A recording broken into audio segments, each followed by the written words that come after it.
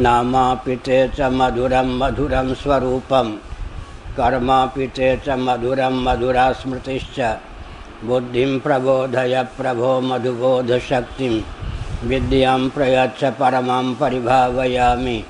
नारायणाखिल गुरो भगवन्नमस्ते नारायणाखिल गुरो भगवन्नमस्ते नारायणाखिल गुरो भगवन्नमस्ते।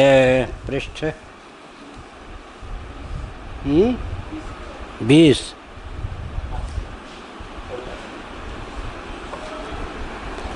भाष्य।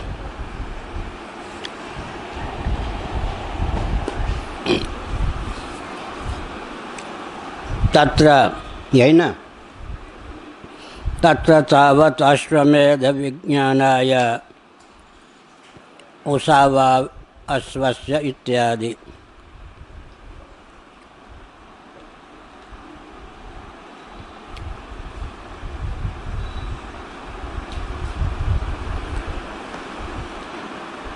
अब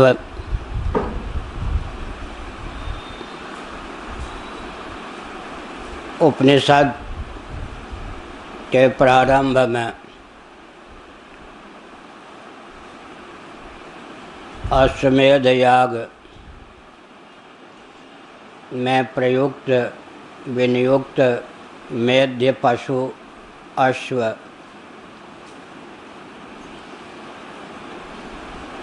का आदि दैविक धरातल पर जो स्वरूप है उसी का अंकन किया जाता है।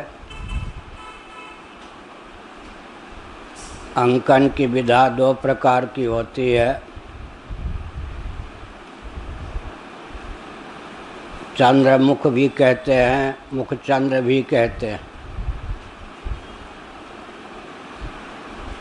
मुख को चंद्रमा से उपमित करते हैं। एक अंकन का प्रकार यह है कि चंद्रमा ही मुख है।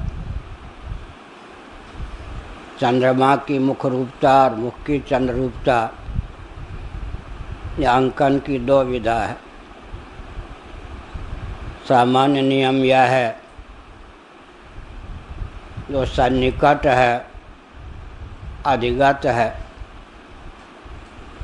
उसका आलंबन लेकर दूरस्थ अनधिगत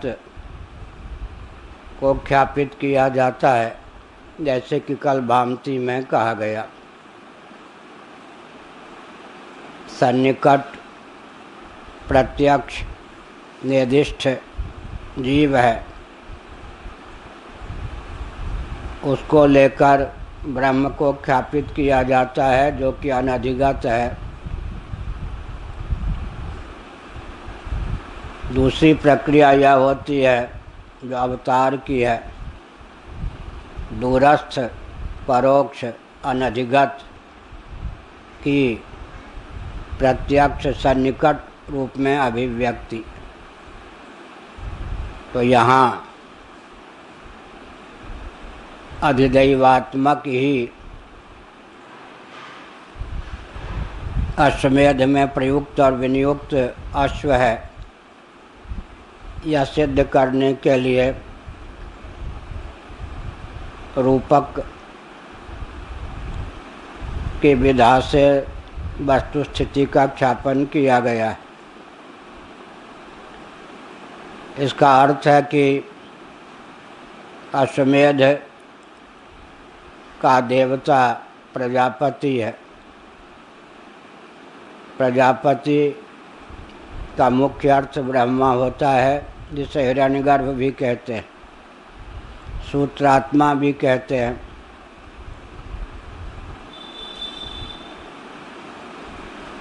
ऐसी स्थिति में अधिदैवात्मक ही अश्व को सिद्ध करना यहाँ अभीष्ट है।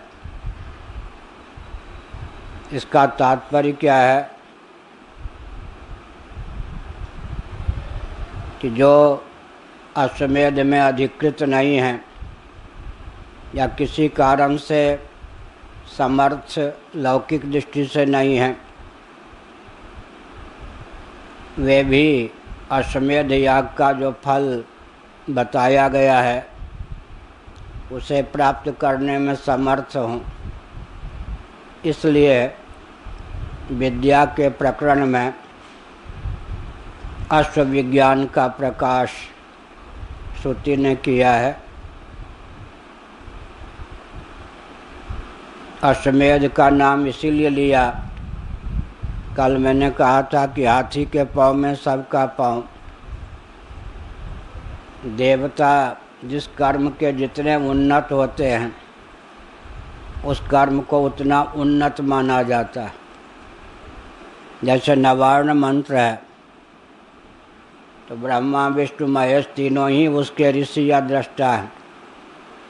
ब्रह्मा भी ऊंचे हैं, महेश भी, विष्णु भी, लेकिन ये तीनों देव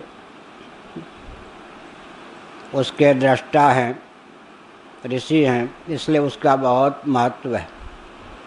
इसी प्रकार से अश्वमेध याग का अधिदैव प्रजापति को माना गया है, ब्रह्मा को। इसलिए अन्य कर्मों की अपेक्षा इस याग का महत्व है। इसका चित्रण कर देने पर समग्र वैदिक कर्मकांड का चित्रण हो जाता है। इसका फल दिया गया, पापों की निवृत्ति होती है, ऐश्वर्य की प्राप्ति होती। लेकिन कल मैंने बताया जिस कर्म का जो अधिदैव होता है उसके अनुग्रह से उसके अतिरिक्त फल की प्राप्ति और साक्षात अधिदैव भावापत्ति में अंतर है। यहाँ अधिदैव भावापत्ति अश्वमेध का मुख्य फल है, क्योंकि जिस कर्म के जो देवता हैं उस कर्म का आलंबन लेने पर यदि उसी देवता की प्राप्ति होती है तो कर्म एक प्रकार से पूर्ण रूप से सार्थक होता है। तावत अश्वमेध विज्ञान आया, अश्वमेध का विज्ञान कराने की भावना से उषा व अश्वस्य इत्यादि मंत्र की या मंत्रों की अभिव्यक्ति है या मंत्र यहाँ पर प्रस्तुत हैं। तत्र अश्व विषयमेव दर्शनम उच्यते प्राधान्यात् अश्वस्य। अब कहते हैं कि एक याग में अनेकों उपकरण का प्रयोग होता है, लेकिन अश्व का ही यहाँ पर नाम क्यों लिया गया? अश्व के दर्शन का ही, दर्शन माने विज्ञान, अश्व के दर्शन या विज्ञान का ही यहाँ पर उल्लेख क्यों किया गया है?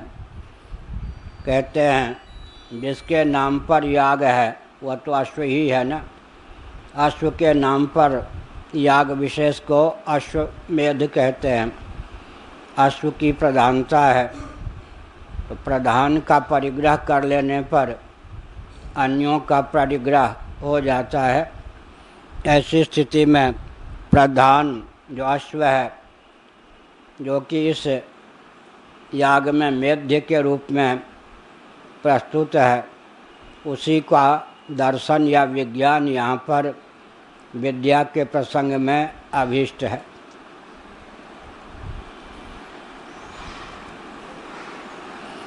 प्राधान्यम च तन्नामांकितत्वात् क्रतोः प्रजापत्यत्वाच्च।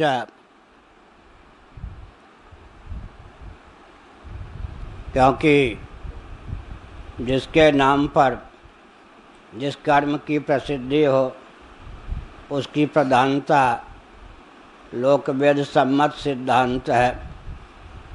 इस याग का नाम अश्वमेध है, अश्वपरक है, अतः अश्व की प्रधानता मान्य है। सोम याग कहते हैं तो सोम की प्रधानता उसमें है, सोमलता से निष्पन्न रस द्रव्य के रूप में वहाँ प्रयुक्त और विनियुक्त मान्य है। सोमलता में, सोम याग में सोमलता की प्रधानता है। इसी प्रकार यहाँ अश्वमेध में अश्व की प्रधानता है, द्रव्य स्थानीय वह है। अतः अश्व का दर्शन अर्थात उसके आदिदैविक स्वरूप का वर्णन यहाँ किया जाता है। अश्व क्या है? मानो लोक, देवता और काल तीनों का मूर्त रूप है। ये तीनों ही अश्व के रूप में अवतीर्ण हुए हैं। एक है अश्व की अधिदैव रूपता, एक है अधिदैव की अश्व रूपता। दोनों प्रक्रिया है। भगवान भाष्यकार आगे लिखेंगे, प्रतिमा में विष्णु बुद्धि के तुल्य। भगवान शंकराचार्य जगह जगह अपने भाष्यों में शालग्राम में विष्णु बुद्धि, प्रतिमा में विष्णु बुद्धि, रुद्र बुद्धि का उपयोग नहीं करते, क्योंकि शिवा बता रहे हैं, इसलिए वो भगवान विष्णु को ही ख्यापित करते। नर्मदेश्वर में शिव बुद्धि नहीं देते, शालग्राम में विष्णु बुद्धि। प्रतिमा में शिव बुद्धि नहीं लिखते, प्रतिमा में विष्णु बुद्धि। एक प्रक्रिया ये है। ऊपर से लेंगे तो मानो चंद्रमा ही किसी का मुख होकर अवतीर्ण हुआ हो, ऐसे ही मानो अमुक अमुक लोक, अमुक अमुक अधिदैव और अमुक अमुक काल ही मेध्य पशु के रूप में व्यक्त हुआ हो। इस प्रकार से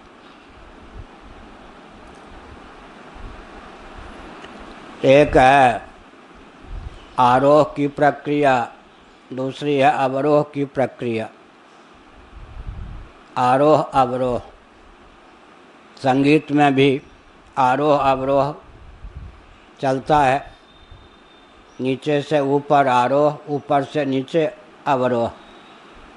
एक बीच की प्रक्रिया चलती है सम, तब संगीतज्ञ अच्छा माना जाता है। ये संगीतज्ञ हैं निकेश जी।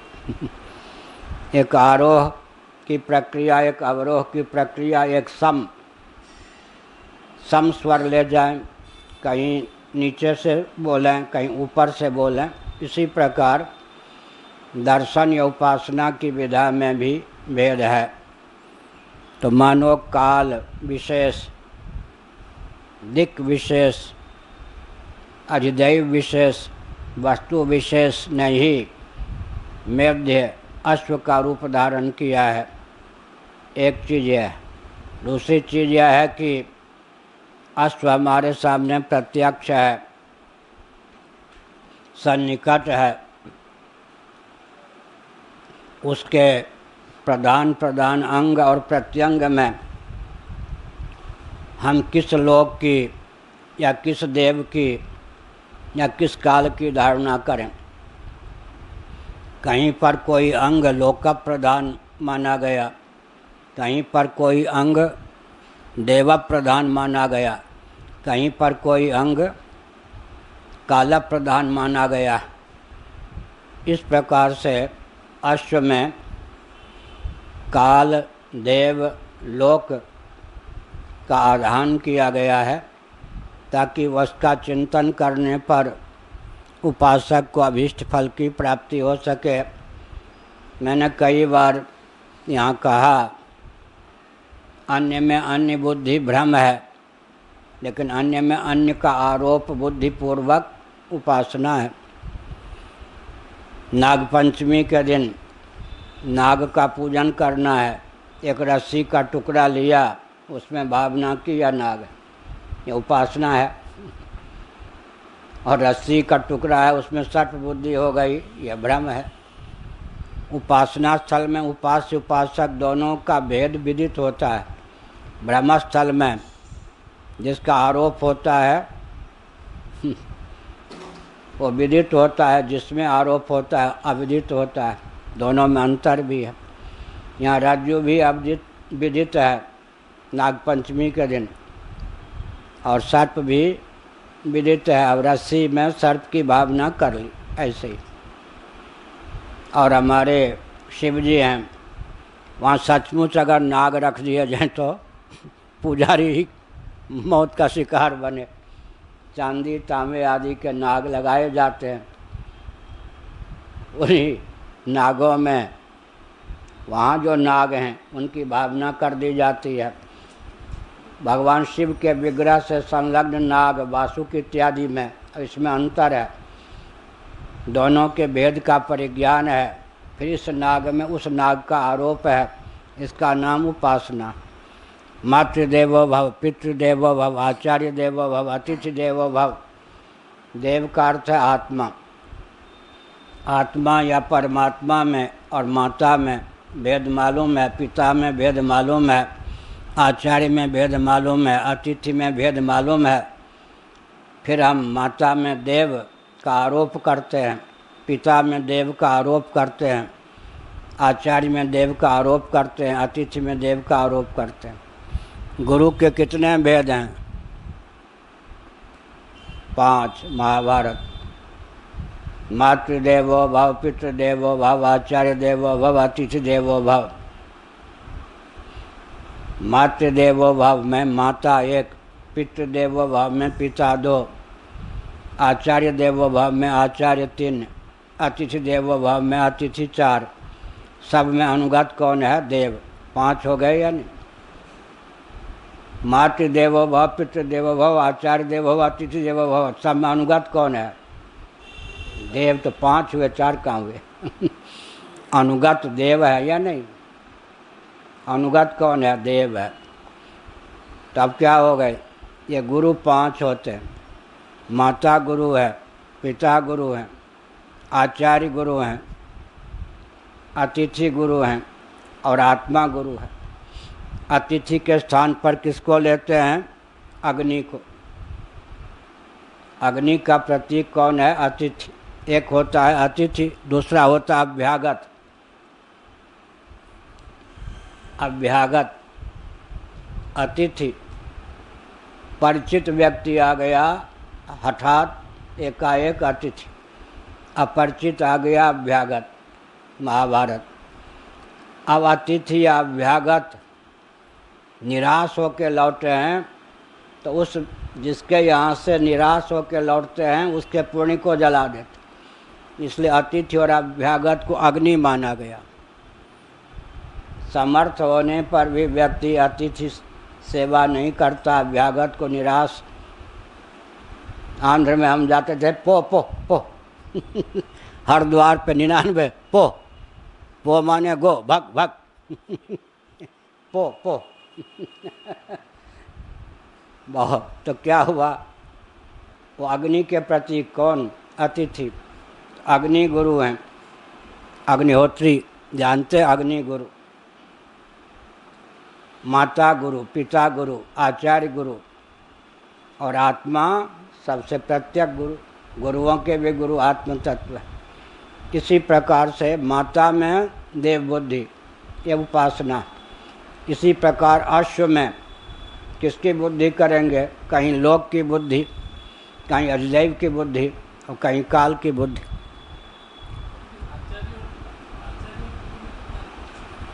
हाँ, आचार्य गुरु में अंतर है। नीति सावित्री हमारा ग्रंथ नहीं है क्या? नीति निधि, उसमें महाभारत के वचन उद्धृत करके हमने आचार्य में, गुरु में, उपाचार्य में भेद किया है। वो सामान्य अर्थ होता है शास्त्रों का जो मर्मज्ञ हो और शास्त्रानुसार जिसका जीवन आचरण भी हो। क्या? शास्त्रों का मर्मज्ञ हो, शास्त्रानुसार जिसका आचरण भी हो, उसका नाम आचार्य, जिनसे हमने विद्या अध्ययन किया हो। ये गुरु होते हैं। गुरु का यौगिक अर्थ क्या है? अंधकार से प्रकाश की ओर ले जाएं। असतो मां सद्गमय, तमसो मां ज्योतिर्गमय, मृत्योर्मा अमृतम गमय। इस प्रकार की योग्यता जिनमें है, असत से सत की ओर, तमस से प्रकाश की ओर, दुख से आनंद की ओर शिष्य को ले जाने में समर्थ हैं, वो हो गए गुरु। भेद करना हो तो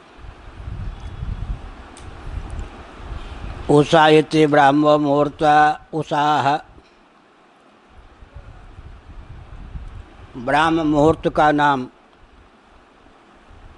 उषा है। रात्रे पश्चिम यामस्य मुहूर्तो यस्तृतीयकः स ब्राह्म इति विज्ञेयो विहित स प्रबोधने। टिप्पणी में इन्होंने लिखा, प्रहर चतुष्टयवती रात्रि होती है, अंतिम चरण जो बच जाए वो ब्राह्म मुहूर्त है।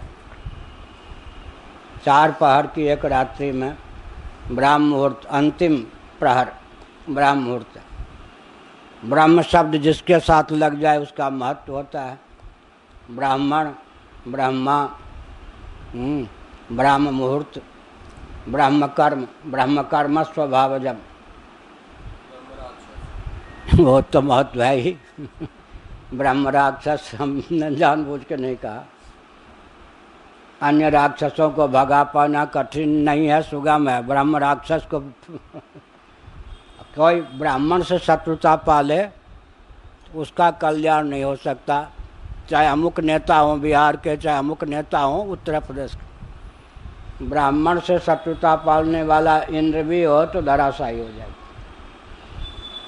औरों से शत्रुता चल जाएगी कुछ समय, ब्राह्मण को शत्रु बना लेता है वो जल भुन के राख हो जाता है। इसीलिए ब्राह्मण कैसा भी हो, भीष्म जी ने कहा भूल कर की भी उसकी निंदा मत करो, उसको शत्रु मत बनाओ। उसकी चंडी चेत गई तो क्षत्रियों के लिए लिखा है, जो जिसका कारण होता है उसमें उसकी दाल नहीं गलती। क्षत्रियों की उत्पत्ति ब्राह्मण से हुई है और अंत में तो ब्रह्मा प्रथम ब्राह्मण है, उन्हीं से सबकी उत्पत्ति हुई है। इसीलिए कोई भी ब्राह्मण से टकराता है तो ध्वस्त हो जाता है। अब ब्राह्मण से टकरा जाए तो जिसमें व्रत त्याग विद्या का बल अधिक होगा वो जीत जाएगा, जिसमें व्रत तप त्याग का बल कम होगा वो हारेगा। तो यहाँ पर ब्राह्म मुहूर्त का उसका बहुत महत्व है और ब्रह्म चिंतन के लिए रउआ जी कहा करते हैं, हमारे पूज्य गुरुदेव का एक वाक्य, किसी कार्यालय में मुख्य पदाधिकारी पहले आ जाएं, निकट के कार्यकर्ता बाद में जाएं तो अच्छा लगेगा क्या? अपराधी सिद्ध होंगे। प्रधानमंत्री पहले आ गए और सचिव बाद में आ गए तो भगवान सूर्य आ गए और हम उठे बाद में तो क्या हो गया? अपराध हो गया। सबके स्वामी सूर्य भगवान का उदय हो गया और हम अभी सोए हुए हैं, अपराध हो गया। इसीलिए ब्राह्म मुहूर्त ब्रह्म चिंतन का मुहूर्त है ब्राह्म मुहूर्त। उसमें जो धारा चलती है, आगे राजस तामस समय होगा, सूर्योदय के बाद राजस समय आ जाता है, संध्या के बाद तामस काल आ जाता है। राजस तामस काल में भी सात्विक धारा प्रवाहित करने का ढंग क्या है? ब्राह्म मुहूर्त में भगवत तत्व का चिंतन। उससे क्या होगा? मन में वो चिंतन समा जाएगा तो राजस तामस काल भी सात्विक काल के रूप में परिणत होगा।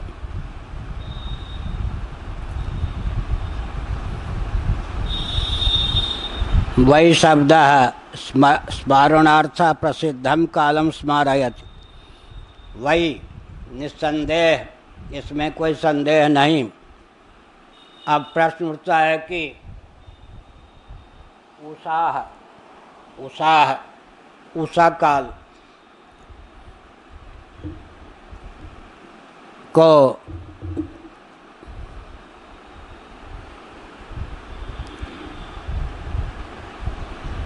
मेघ पशु का सिर क्यों बताया, जबकि मांडूक्य उपनिषद में वैश्वानर तेजस या हिरण्यगर्भ का सिर द्युलोक बताया गया। यहाँ प्रश्न उठ सकता है तो इसका उत्तर क्या है? यहाँ तो द्युलोक किसको बताएंगे? घोड़े की, अश्व के पीठ को। अच्छा आप भी हो, नए श्रोता है मातृ जी, तब तो धन्य हो गया पाठ। सुनो, ग्रहण लगा था ना, चंद्र ग्रहण, उसमें उसके बाद की बात होगी। आप ये जोर से बोले स्वप्न में, गुरुजी मुझे बेटा होने वाला है, पुत्र। तो हमने इनको सुनाया कि हो सकता होने वाला हो। हाँ, तो हमने क्या संकेत किया, अश्व के पीठ को द्युलोक बताया जाएगा, क्योंकि मनुष्य हम हैं ना, ऊर्ध्वमूल मधा शाखम, हम लोग ऐसे खड़े होते हैं, हमारे ये मूर्धा है, ऊपर कौन है, द्युलोक। समर्थ मिल सकता है, लेकिन पशु है ना, अश्व, तो ऐसे रहेगा, उसके उन्नत कौन होगा, पीठ का हिस्सा, इसीलिए रूपक में अंतर पड़ गया। वहाँ जो वैश्वानर हिरण्यगर्भ का वर्णन किया गया है, द्युलोक उसके मूर्धा के स्थान पर है, तो मनुष्य की प्रधानता से है, हम लोग ऐसे ऊर्ध्वमूल। मनुष्य और मनुष्य हृदय से मिल सकता है, पशु और पशु हृदय से मिल सकते हैं, एक के आप पीठ, एक का हृदय। मनुष्य हृदय से मिल सकता है, देवता हृदय से मिल सकते हैं, पशु हृदय से नहीं मिल सकते। इसीलिए अश्व का रूपक है, अश्व को उपमित करना है ना, इसीलिए बताया गया कि उसके पीठ को कहेंगे मूर्धा, क्या, द्युलोक। और यहाँ पर सिर के स्थान पर ब्राह्म मुहूर्त, मुहूर्तों में सबसे उत्कृष्ट है ब्राह्म मुहूर्त, उषा काल। उस समय ब्रह्म का चिंतन करना चाहिए, सात्विक समय है यह, वही इसका सिर है, क्योंकि अश्व जो है वो कालात्मक है, समग्र अश्व कालात्मक है, क्योंकि काल की सिद्धि किससे होती है, सूर्य से, हिरण्यगर्भ से। वाल्मीकि रामायण में आता है, 50 साल हो गए होंगे पढ़े हुए वाल्मीकि रामायण, फिर पढ़ने का अवसर नहीं मिला। भगवान राम के पास एकांत में एक पुरुष आया, उसने कहा, महाराज जितने समय के लिए मर्त्यलोक में आप आए थे, उतना समय आपका बीत गया। हम लोग किस खेत की मूली हैं। उधर ब्रह्मा जी आ गए या नहीं, कहाँ आए, भागवत में। उधर कौन आया, एक पुरुष आया। ब्रह्मा जी कौन है, काल, क्योंकि कार्य कोटि का काल कहाँ से सिद्ध होता है, सूर्य से, ब्रह्मा से, हिरण्यगर्भ से। बुद्धि जगती है तो काल का स्फुरन होता है, बुद्धि सो गई तो काल का स्फुरन समाप्त हो गया। ब्रह्मा जी ने कहा कि कदाचित आप समझते हो कि आपके अवतार का प्रयोजन पूरा हो गया हो तो अपने धाम पधारी। मेरे धाम से ऊपर आपका धाम है, जब आप अपने धाम को पधारेंगे तो मैं अपने धाम में अगवानी आपका करूँगा। अगर आप उचित समझते हैं, आप पर मेरा नियंत्रण नहीं है, आपके द्वारा मैं नियंत्रित हूँ। लेकिन महाभारत में क्या आया है, भगवान कहते हैं तुम मेरे पुत्र हो, ब्रह्मा जी, लेकिन अवतार आदि कार्य जो भी संपादन करना है, उस समय में ही पुत्र बनकर तुम्हारा अनुगमन करूँगा, तुम जैसा आदेश दोगे उसका पालन करूँगा। क्या ये जब कहोगे, क्योंकि तुम्हारे ऊपर ये दायित्व है, कार्य ब्रह्म हो, तुम इसके विशेषज्ञ हो, मान लो हमने विशेषज्ञ बनाया भले ही।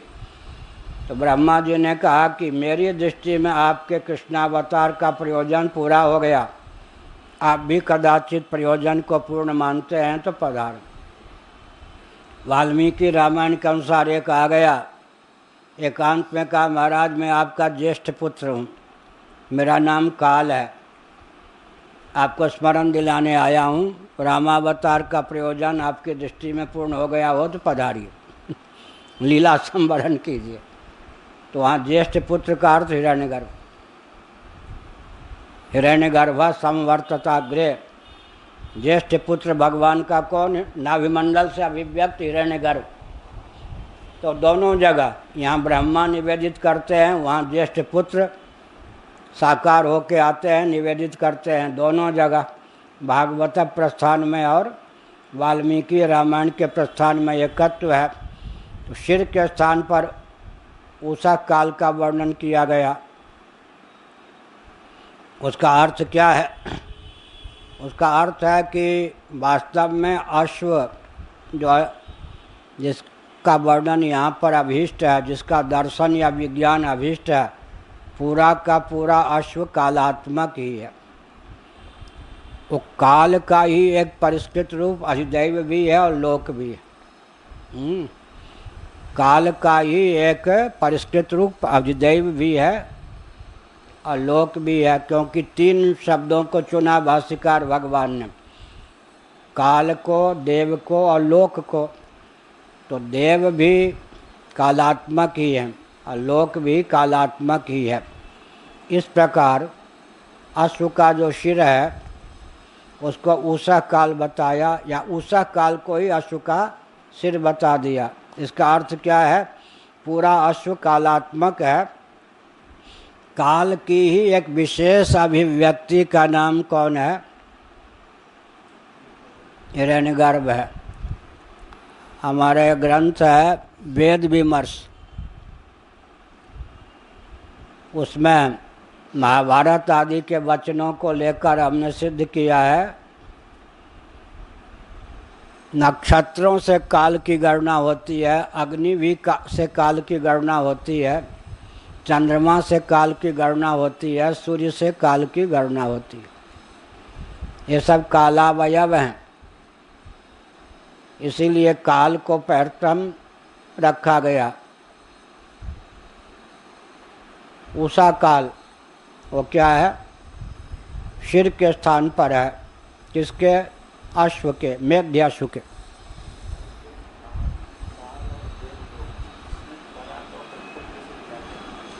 देवता कौन है? प्रकाशक होते यानी द्योतनशील।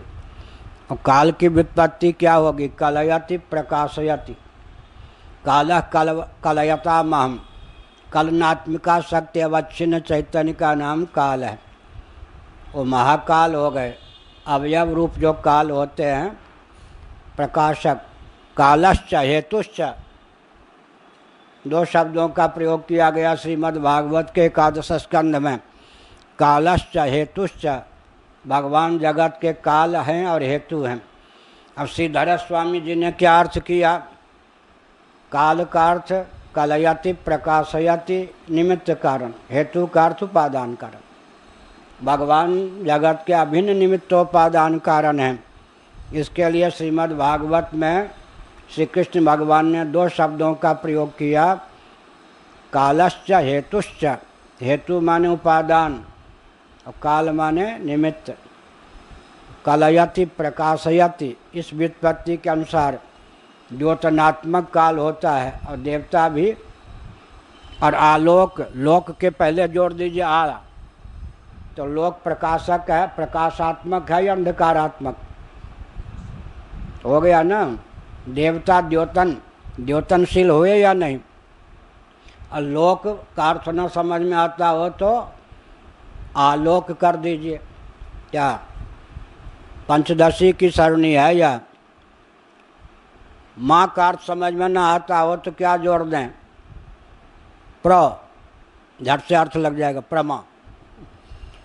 माँ का अर्थ प्रमा होता है, लेकिन माँ कहने पर उधर उधर ढूंढेंगे। प्र लगा दीजिए, झट से अर्थ लग जाएगा प्रमा। माता, अब माता कह दें सिर खुजलाने लगेगा, क्या अर्थ होगा? अब प्र लगा दीजिए तो प्रमाता, झट से अर्थ लग जाएगा। लोक का अर्थ इधर उधर झांकेंगे, आ लगा दीजिए तो अरे आलोक प्रकाश है। और लोकतंत्र आजकल है लोकतंत्र, आलोकतंत्र है या अंधकार तंत्र? अंधकार तंत्र का नाम लोकतंत्र। बड़ी विचित्र बात। तो क्या हुआ? आलोक, आलोक, लोक भी क्या हो गए? प्रकाशात्मक, देवता भी कौन हो गए? प्रकाशात्मक। और कलयति प्रकाशयत, इस व्युत्पत्ति के अनुसार विचार करें तो काल भी कौन हो गए? प्रकाशात्मक। तो कालावयव के रूप में ही कौन हो गए? देवता भी। देवता में फिर कौन होंगे? अग्नि देवता, वायु देवता, सूर्य देवता, चंद्रमा देवता, ये सब हैं या नहीं? अब जब चंद्रमा से काल की गणना कर, ज्योतिष, अब ज्योतिष पर बोल रहे, चंद्रमा से काल की गणना करेंगे, अग्नि से काल की गणना। एक हमारा ग्रंथ है ज्योतिष दर्शन, देखा है? ज्योतिष दर्शन है, एक गणित दर्शन है, एक दर्शन आएगा अभी साहित्य दर्शन। तो क्या हुआ? अग्नि से काल की सिद्धि होती है, और किससे होती है? चंद्रमा से होती है। और किससे होती है? नक्षत्रों से होती है। और किससे होती है? सूर्य से होती है। तो ये जो है ये काल के कारण है या काल इनका कारण है? तो ये निमित्त कारण है, ये निमित्त कारण है। जैसे जल के द्वारा आग की अभिव्यक्ति होती है, तो जल अग्नि की अभिव्यक्ति निमित्त कारण। कारण में कार्य जाकर के क्या हो जाता है? कुंठित हो जाता है। डुबकी लगा लें तो बोल नहीं सकते, क्योंकि वाक इंद्री के अधिदेव अग्नि है। अग्नि की दाल नहीं गलती पानी में। आगे आएगा भागवत की कथा में, 1000 वर्ष तक ब्रह्म हत्या, वृत्रासुर को मारा न, उस ब्रह्म हत्या के चपेट से मुक्त होने के लिए छिप के रहे सरोवर में। कौन? देवराज इंद्र। अब देवराज इंद्र रहे, ब्रह्म हत्या से तो बच गए, ब्रह्म हत्या वहाँ नहीं पहुँच पाई, लेकिन भूखे रहे। भूखे क्यों रहे? 1000 वर्ष गुरु का अपमान का फल देके 1000 वर्ष तो भूखा रहना पड़ा जल में डूब के। और तब तक इंद्र कौन हुआ? नहुस। एक 5 मिनट का अपराध कितना हजारों वर्ष ले गया। तब तक राजा धीराज कौन हो गए? नहुस। देवराज कहाँ छिपे रहे? सरोवर में, जलाशय में। भूखे रहे क्यों? बहुत अच्छा आया है वहाँ, एक ही शब्द है, उसका अर्थ बहुत ऊंचा होता है। इंद्र जो हैं देवता है ना, देवता किसके मुख से भोजन करते हैं? अग्नि के मुख से। इंद्राय स्वाहा इदम इंद्राय न मम। देवता किसके मुख से भोजन करते हैं? और अग्नि की गति है नहीं जल में, इसलिए 1000 वर्ष तक भूखे रहे बेचारे। अब भूखे रहे तो मरे क्यों नहीं? वो जो नारायण कवच विश्वरूप ने दिया था उसके बल पर मरे नहीं। तो इसका अर्थ क्या हुआ? कार्य में कार्य, कारण में कार्य की गति नहीं होती, दाल नहीं गलती है। ये सब निमित्त कारण है। कौन? सूर्य, चंद्र, अग्नि, नक्षत्र। किसके? काल के। ये सब रहस्यमय है ना भाष्य सब। एक एक शब्द में इतना विज्ञान पूर्वजों ने, महापुरुषों ने उलेर दिया है, कोई लूटने वाला नहीं, लेने वाला नहीं। बड़ी विचित्र बात। कोई युवक अगर हम लोगों के पास आ जाए तो 144 धारा उसके घर वाले लगा देते, वो समझते हैं भटक जाएगा। अमेरिका, ब्रिटेन, जर्मनी, जापान जाए और टाई बांध ले तो समझते हैं तर जाएगा। हम लोगों के पास आवे तो समझें भटक जाएगा। ये मूर्खता की पराकाष्ठा हुई या नहीं? जो ज्ञान विज्ञान अमेरिका, ब्रिटेन, जर्मनी, फ्रांस में नहीं मिलेगा, वो ज्ञान विज्ञान यहाँ मिलेगा। लेकिन वहाँ समझते हैं तर जाएगा बेटा, यहाँ आ गया तो समझते हैं डूब जाएगा। बहुत प्रतिबंध है हमारे प्रकाश, क्या है, प्रकाश मिश्र, क्या प्रशांत मिश्र पे बड़ा प्रतिबंध है घर वालों का। यह एक विचित्र बात है हिंदुओं की धारणा कि बाबा बना लेते हैं ये बाबा लोग। हम कहाँ बाबा बनाने जाते? बाबाओं के पास वो ज्ञान है जो विश्व में प्रधानमंत्री, राष्ट्रपति आदि के पास नहीं है, और 10 जन्म में भी हो कह पाना कठिन है। प्रधानमंत्री, राष्ट्रपति को भी ये होश नहीं भारत में है कि हम लोगों को मार्गदर्शन कहाँ से मिल सकता है, होश ही नहीं है। कुछ गिनते ही नहीं अंदर से। और गृहस्थ लोग भी अपने बेटा को सिनेमा देखने चला जाए तो समझते हैं तार दिया, अमेरिका ब्रिटेन चला जाए तार दिया, नौकरी करे तो तार दिया, इस विद्या के लिए आ जाए तो समझते हैं कि डूब गया। ये नहीं। तो काल, इसीलिए यहाँ पर मुख्य अशोक क्या है? काल ही है। उसका सिर है कौन? काल, काल विशेष, उषा काल। इसका अर्थ क्या हो गया कि कालात्मक ही है। हिरण्यगर्भ का पूरा स्वरूप क्या है? कालात्मा, कालात्मा, कालात्मक है। उषा इति ब्राह्म मुहूर्त है, उषा है, वही शब्द स्मरणार्थ है। प्रसिद्ध कालम स्मारयति, कालों में प्रसिद्ध काल है ब्राह्म मुहूर्त। शिरः प्राधान्यात्, क्योंकि हमारे आपके जीवन में सिर की प्रधानता होती है। शिरश्च प्रधानम शरीरावयवानाम, स्पष्ट ही है। शरीर के अवयवों में किसकी प्रधानता है? सिर की। उपनिषदों का शिरोभाग, ये वेदों का शिरोभाग उपनिषद। सिर ही किसी का काट लो तो गया, इसीलिए सिर। व्यासपीठ क्या है? सिर है। प्राणों का तो संबंध यहाँ से होता है, तो प्राण तो सुरक्षित रहने चाहिए। गर्दन काटने के बाद में तो वो व्यक्ति मर ही गया। बढ़िया कहा, ये तो बढ़िया है। यही प्रश्न धर्मांतर जी है अश्विनी कुमार से करना चाहिए। ठीक। आपाद मस्तक प्राण रहते या नहीं? आप एक वृक्ष को ले लो, पूरा वृक्ष सूखा नहीं है, एक टहनी या शाखा सूख गई। क्यों सूख गई? उतने स्थान में, उतने हिस्से में प्राण का संचार नहीं। पूरा वृक्ष सूखा नहीं है।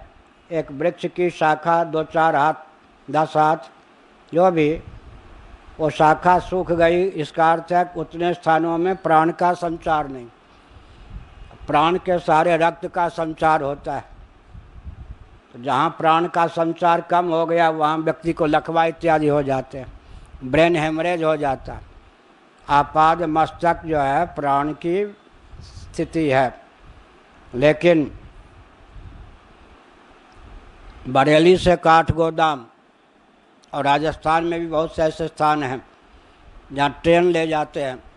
ट्रेन में 2 इंजन, एक आगे एक पीछे, तब चढ़ाई पर ट्रेन चल पाती है, रेलगाड़ी। यहाँ तक प्राण की गति सुगम है। ये ब्रह्मलोक है। कहाँ? यहाँ से यहाँ तक। कहने को ये नक्शा में भारत का मानचित्र इतना, और विश्व में पृथ्वी पर भारत का क्षेत्रफल इतना ही है क्या? इतनी दूर जो है गीता का 8वां अध्याय, मूर्धा में प्राण को ले जाएं, आया नहीं? देह त्याग के समय इतने दूर प्राण को ले जाना योगियों के बस की बात है, सबके नहीं। लेकिन इसका अर्थ यह नहीं है कि इतने दूर में प्राण का संचार नहीं है। हृदय में भी है, हृदय में प्राण है, यह है, हृदय में भी है। यह मूर्धा है, मूर्धा में भी प्राण है। सामान्य रीति से प्राणवायु सामान्य रीति से है, लेकिन प्राण को मूर्धा तक पहुंचाने में भक्ति और योग 2 इंजन की जरूरत है। भक्तिया युक्तो योग बले न चाहिए। 2 जैसे 2 इंजन से ट्रेन चले, इतने दूर प्राण को पहुंचाने के लिए भक्ति और योग दोनों का बल चाहिए। प्राण आपाद मस्तक है। उपनिषद, हमने श्वेता सूत्र उपनिषद की टीका में लिखा है, नाग कूर्म कृकल देवदत्त धनंजय प्राण अपान व्यान उदान समान। अब देखो व्यान और समान है ना, व्यान और समान, समान वायु की स्थिति पूरे शरीर में। कहीं लिखा है व्यान वायु की स्थिति पूरे शरीर में। प्राण हृदय में है, नासिका के छिद्र में प्राण आ जाए तो उसका नाम घ्राण हो जाएगा। हृदय में प्राण है, लेकिन कौन सा प्राण का प्रभेद? आपाद मस्तक है, उसका नाम समान है। कहीं कहीं व्यान, कहीं कहीं समान। मुर्दे में जो रह जाए उसका नाम धनंजय, वही धनंजय महाराष्ट्र वाला। और धनंजया हुतिम कृतम लिखा है ना, धनंजय का अर्थ काम भी होता है। शिव तांडव स्तोत्र में धनंजया हुतिम कृतम, धनंजय को मार दिया, आहुति बह दे दी। और धनंजय का अर्थ अर्जुन होता है, धन का अर्जन करने वाले। तो धनंजय नामक जो वायु है, मरने पर क्या करता है, व्यक्ति मर जाए तो शरीर को फुलाता है, मुए शरीर फुलावे, हिंदी में बोला, उपनिषद में आया। धनंजय नामक जो वायु है वो मुर्दा में फिर भी बना रहता है। उपप्राणों में है या नहीं, प्राण, अपान, व्यान, उदान, समान, नाग, कुर्म, कृकल, देवदत्त, धनंजय, वैरंभ, 14 प्रकार के प्राणों का वर्णन है। त्रिशिक्षित ब्राह्मणोपनिषद आदि पर हैं, सुबालोपनिषद, 14 प्रकार के प्राण। उसमें धनंजय नामक जो उपप्राण है वो कहाँ रहता है, मुर्दा में भी रहता है। तो जमाई लेना, अपान वायु त्यागना, ये सब 84 प्रकार के प्राणों के प्रभेद आयुर्वेद में। हमारा जो ग्रंथ था वही मिल जाए, 9000 सूत्र लिखा है योग पर, मिल जाए। किस भावना से उस समय लिख दिया, वो भावना भी उड़ गई मस्तिष्क से। समय नहीं कि 9000 सूत्रों का संकलन करूं, यहीं पुस्तकालय में इधर उधर बिखरा हुआ है, हस्तलिखित। तो जो वैद्य होते हैं, उत्तम कोटि के वैद्य, 84 प्रकार के प्राण प्रभेद का उनको ज्ञान होता। प्राण के विशेषज्ञ का नाम वैद्य होता है। प्राण में, वायु में गड़बड़ी होने से सब गड़बड़। आजकल तो रहे नहीं उस ढंग के वैद्य। प्राण तो वायु रोग और कई, तो ये जो आपने कहा ना मस्तिष्क में समान नामक प्राण जो है, प्राण का एक प्रभेद है समान, या कहीं कहीं व्यान, आपाद मस्तक, ये समान नामक प्राण रहता है तभी, नहीं तो ये सूख जाए, ब्रेन हेमरेज हो जाए, उसमें कमी हो जाए। चलो ये प्राण विद्या हो गई। शिरा प्राधान्यात्, शिरश्च प्रधानम शरीरावयवानाम। देखो आप, स्विच वहाँ है, बल्ब कहाँ है और पंखा कहाँ है। तो जरूरी है जहाँ स्विच हो वहीं बल्ब हो, वहीं पंखा हो, वहीं सारे यंत्र हो, क्या ऐसा। तो यहाँ अब ये इतने का हिस्सा क्यों महत्वपूर्ण है। 5 ज्ञानेंद्रियों में किस ज्ञानेंद्रिय के स्विच इधर हैं, देखो कान के स्विच यहाँ है या नहीं, सुनते भी यहीं से। शब्द हो गया त्वक, इंद्रिय, आपाद मस्तक व्याप्त है, तो यहाँ भी है।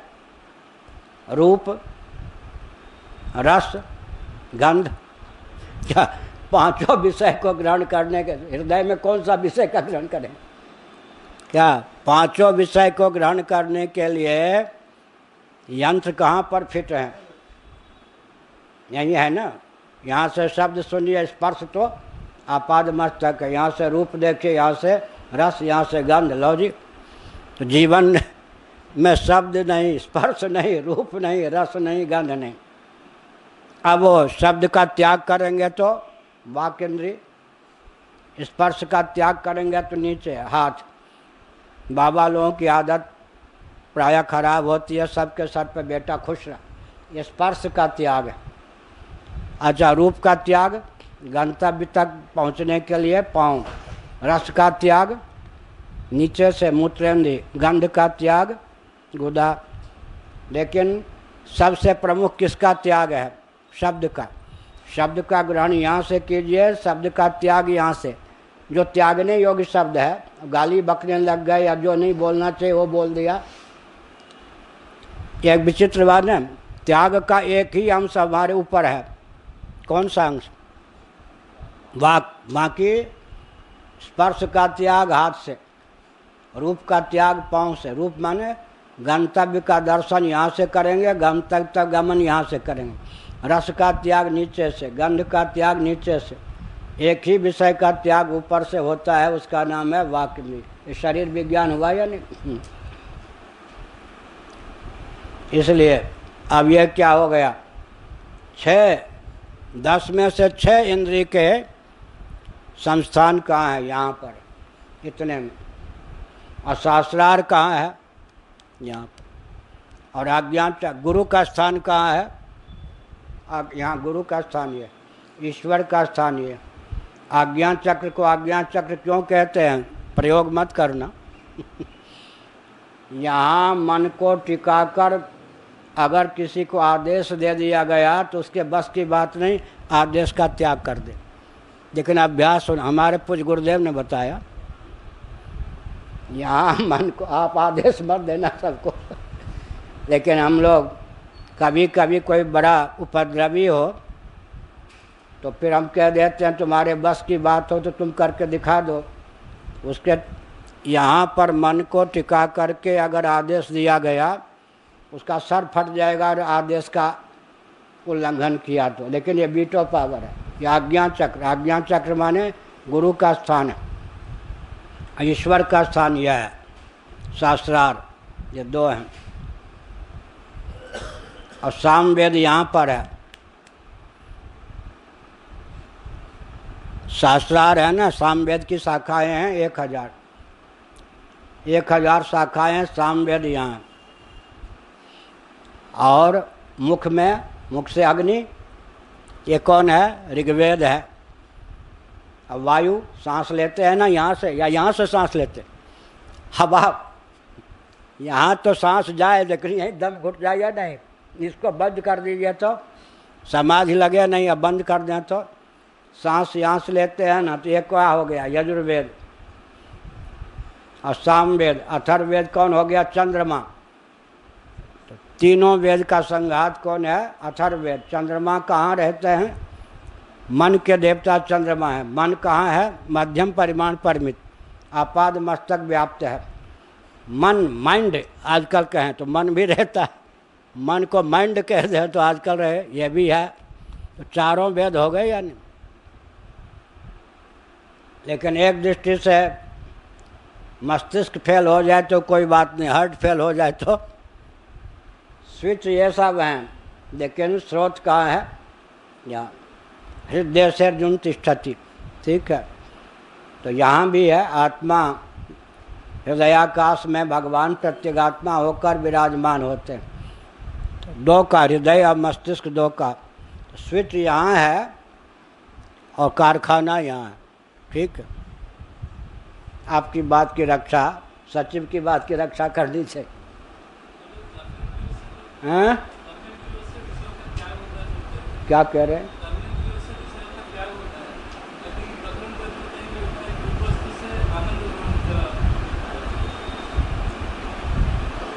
और मुझे मालूम है रस का त्याग हुआ या रस का ग्रहण हुआ तो हमारी बात कहाँ कटी। दूसरी बात है, वेदांत के ग्रंथों में क्रम गलत है।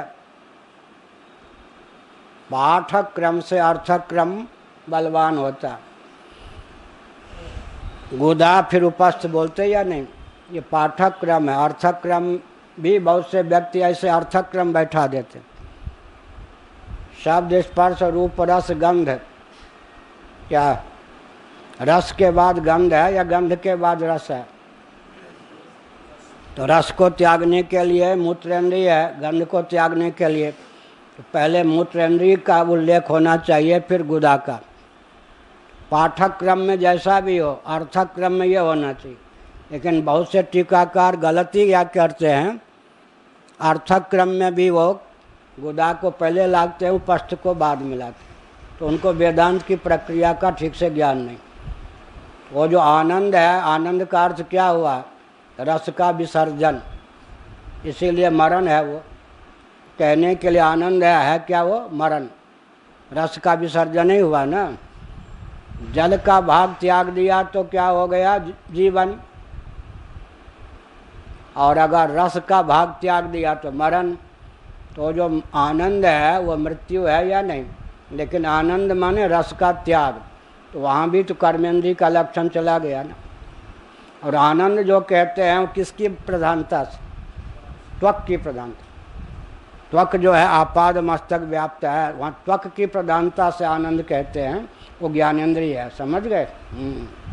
शरीर विज्ञान भी पूरा आना चाहिए। चलो आज तो ज़्यादा विज्ञान पर चला गया। अश्वस्य मेधस्य मेधारहस्य यज्ञस्य उषा शिरैति संबंध। मेध्य जो अश्व है अर्थात मेधार्ह यज्ञ में प्रयुक्त और विनियुक्त होने योग्य, उसका शिर कौन है? उषा काल। इस प्रकार अन्वय बैठाना चाहिए, भाष्यकार भगवान ने कहा।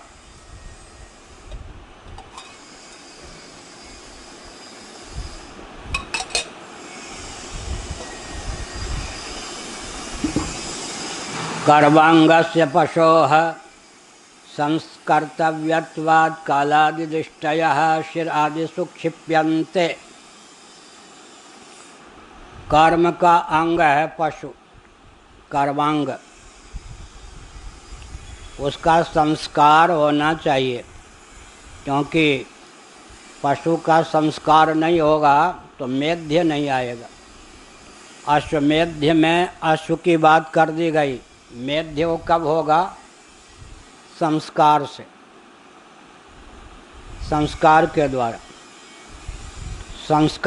संस्कर्तव्यत्वात् कालादिदृष्टयः, किसी भी वस्तु का संस्कार कैसे होगा या व्यक्ति का? उसका जो मौलिक स्वरूप है उसका ख्यापन करने से क्या होगा? वो संस्कृत बन जाएगा। काल आदि दृष्टियाँ जो की गई हैं यहाँ पर, वहाँ क्या होगा? यज्ञशाला में तो कर्मकांड की पद्धति से उसका संस्कार होगा। क्या?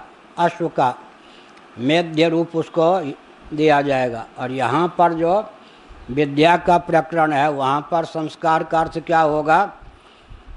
अश्व के विभिन्न अंग प्रत्यंग में कहीं लोक दृष्टि, कहीं काल दृष्टि, कहीं अधिदैव दृष्टि, यह दृष्टिपात जो करेंगे काल दृष्टि से, देव दृष्टि से, लोक दृष्टि से, वही उसका संस्कार हो गया।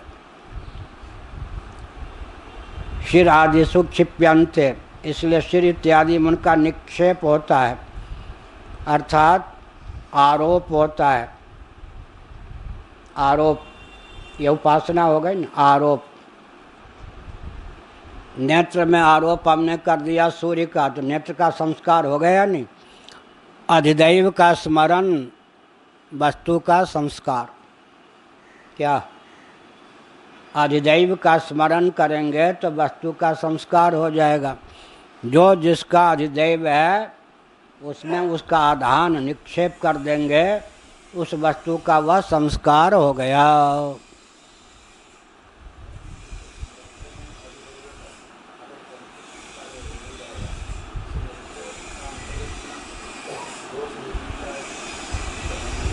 का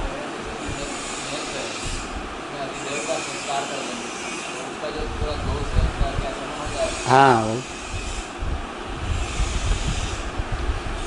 ऐसा है ना, गोत्र प्रवर्तक ऋषि का नाम लेने पर वंश का संस्कार हो जाता है या नहीं? क्या? गोत्र प्रवर्तक ऋषि का नाम ले लीजिए तो वंश संस्कृत हो जाता। ऐसे ही जिस अध्यात्म का जो अधिदैव है, याद है इन्होंने ग्रहण के दिन हमने कहा कि कुछ लाने चाहिए, जलपात्र में रख दो, भगवान जहाँ हैं ये दंड में रखा। इन्होंने कहा कि ऊपर टंकी है पानी के, उसमें क्या करें? तो हमने पहले कहा एक कुछ वहाँ जाके रख दो। फिर मैंने कहा समष्टि में ग्रहण का प्रभाव नहीं पड़ता, दोष व्यष्टि में है या समष्टि में। अब समुद्र में कुछ डालने की जरूरत नहीं है या गंगा जी में, तो हमने कहा पहले कि टंकी में कुछ डाला हो। फिर मैंने कहा कि ग्रहण का जो दोष है परिच्छिन्न में होगा, समष्टि में नहीं। समष्टि में दोष नहीं होता। और खोल के बतावें, एक पतिव्रता से पतिव्रता हो, पृथ्वी जल तेज वायु आकाश के संस्पर्श से उसका व्रत टूटेगा पातिव्रत्य। अरे पृथ्वी का तो शरीर ही बना है, और जल में स्नान करने पर तेज वायु आकाश, ये जो समष्टि हैं पृथ्वी जल तेज वायु आकाश, इनके स्पर्श से पातिव्रत्य भंग होगा क्या? नहीं होगा, नहीं होगा, क्योंकि ये इनका स्पर्श किए बिना तो जीव नहीं रहेगा। ये तो पंच भौतिक शरीर है, फिर बाहर से भी जल इत्यादि का स्पर्श होता है, तेज का होता है, वायु का होता है, पृथ्वी का अंश का होता है। तो समष्टि को लेकर दूषण की प्राप्ति नहीं होती। तयोर व्यष्टि समष्टिता, अगर हम विश्व की वैश्वानर रूपता का अनुशीलन करेंगे, तेजस की हिरण्यगर्भ रूपता का अनुशीलन करेंगे, प्राज्ञ की परमेश्वर रूपता का अनुशीलन करेंगे, नेत्र की सूर्य रूपता का अनुशीलन करेंगे, वाक की अग्नि रूपता का अनुशीलन करेंगे, मन की चंद्र रूपता का अनुशीलन करेंगे, तो शोधन होगा या नहीं? अदिव्यता क्यों आ गई? संध्या नहीं, तर्पण नहीं। संध्या वंदन में क्या होता था? व्यष्टि और समष्टि का एकत्व होता था, चक्षुर्मित्रस्य कहते थे ना। और संध्या तर्पण ये सब हट जाने से सब गंदगी की पराकाष्ठा। इसीलिए यहाँ पर कहा ये संस्कार हो गया। संस्कार, सूर्य की धारणा से नेत्र रोग का भी, सूर्य को देखने की जरूरत नहीं, सूर्य की धारणा से नेत्र रोग का शमन हो जाता है। सूर्य की उपासना से, चाक्षुषोपनिषद, सूर्य की उपासना से नेत्र रोग समाप्त हो जाएगा।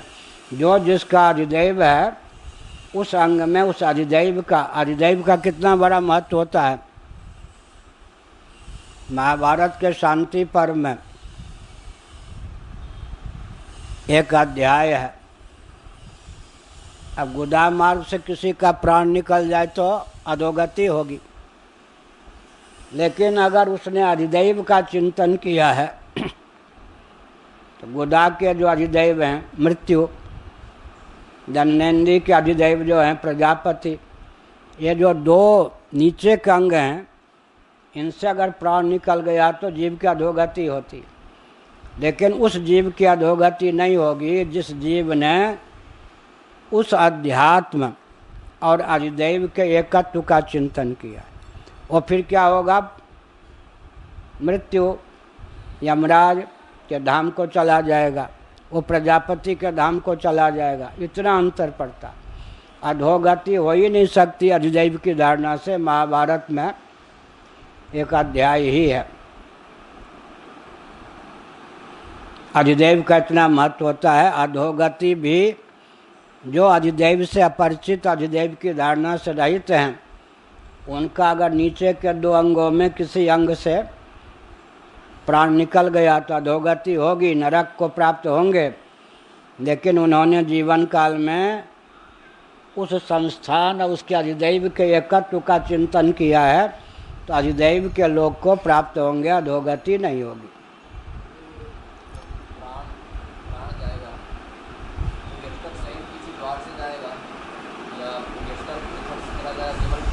नहीं, प्राण का अर्थ हमने बताया ना, पूरा स्थूल सूक्ष्म शरीर का अर्थ प्राण है। यहाँ पर पूरा सूक्ष्म और स्थूल कारण शरीर, पूरा सूक्ष्म और कारण शरीर का नाम पुर्यष्टक होता है। प्राण पद वाच्य यहाँ पर पूरा, उसमें प्राण की मुख्यता होती है, क्योंकि प्राण ही तो गमन करेगा, वो ले जाएगा कौन?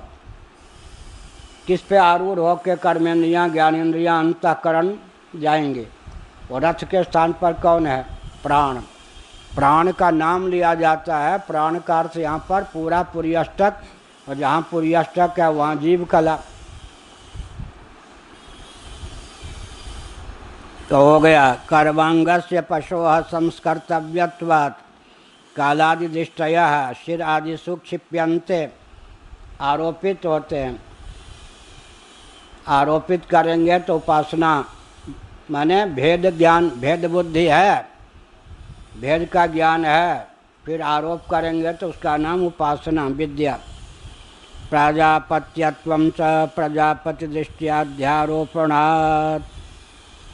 अब इन्होंने 5वीं टिप्पणी प्रजापति रूपत्वम इति प्राजापत्यत्वं च प्रजापतिदृष्ट्याध्यारोपणात्। अब प्रजापत्यत्व को, प्रजापति रूपता को कैसे प्राप्त होगा? संस्कार करना है ना अश्व का, प्रजापति की दृष्टि का अध्यारोप करेंगे। प्रजापति की दृष्टि का अध्यारोप करेंगे तो वो भी संस्कार हो गया, क्योंकि मुख्य देवता तो प्रजापति ही हैं। उन प्रजापति की अभिव्यक्ति अधिदैव, लोक और काल के रूप में हुई है। वास्तव में अधिदैव के रूप में भी, काल के रूप में भी, लोक के रूप में भी वह जो अश्वमेध का अधिदैव है प्रजापति, उसी का प्रकारांतर से आरोप है।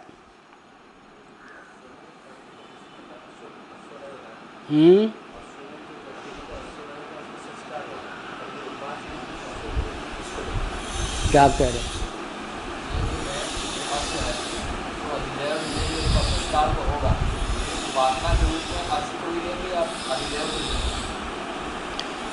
जिसमें जिसका आरोप होगा, जिसमें आरोप होगा उसका संस्कार होगा। अश्व में आरोप होगा तो अश्व का संस्कार होगा। अधिदैव का संस्कार नहीं करना, वो तो संस्कृत ही है। अधिभूत और अध्यात्म में आरोप होगा ना, जिसमें आरोप होगा, निक्षेप माने आरोप होगा, उसका संस्कार होगा। तो मेध्य पशु कौन है? अश्व। अश्व में मेध्यत्व, मेध्य माने संस्कार संपन्न होने पर याज्ञिक अश्व बन सकेगा।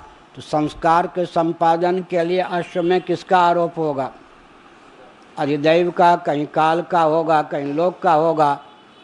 तो लोक भी जो है वो अधिदैवात्मक हो जाते हैं, काल भी जो है अधिदैवात्मक ही हो जाता है। काल के ही लोक और अधिदैव प्रभेद हैं, या यूँ कहें कि अधिदैव ही काल रूप से भी व्यक्त है, निमित्त नैमित्तिक भाव से। लोक रूप से भी अधिदैव ही व्यक्त है, क्योंकि पृथ्वी को अधिभूत भी कह सकते हैं, पृथ्वी को लोक भी कह सकते हैं, पृथ्वी को अधिदैव भी कह सकते हैं। क्या? अब पृथ्वी को काल भी कहते हैं। पार्थिव ये जो प्राणी हैं, इनके लिए काल कौन है? जिनसे इनकी उत्पत्ति हुई वही इनका काल है। फसल आदि अंत में किस में लीन होंगे? पृथ्वी में। जिससे उत्पत्ति होती है वही तो उनका काल बन जाता। लो भगवान से उत्पत्ति होती है तो संहार कौन करते हैं? भगवान ही। पृथ्वी से जिनकी उत्पत्ति हुई, अंत में वो पृथ्वी में जाके मिल जाते हैं। पृथ्वी भी काल है या नहीं? पृथ्वी अधिदैव है या नहीं? पृथ्वी लोक है या नहीं? ऐसा आज का पाठ तो रहस्यात्मक ज़्यादा हो गया। हाँ, जो अश्व है उसी को ना, लो, जो अश्व है उसी को।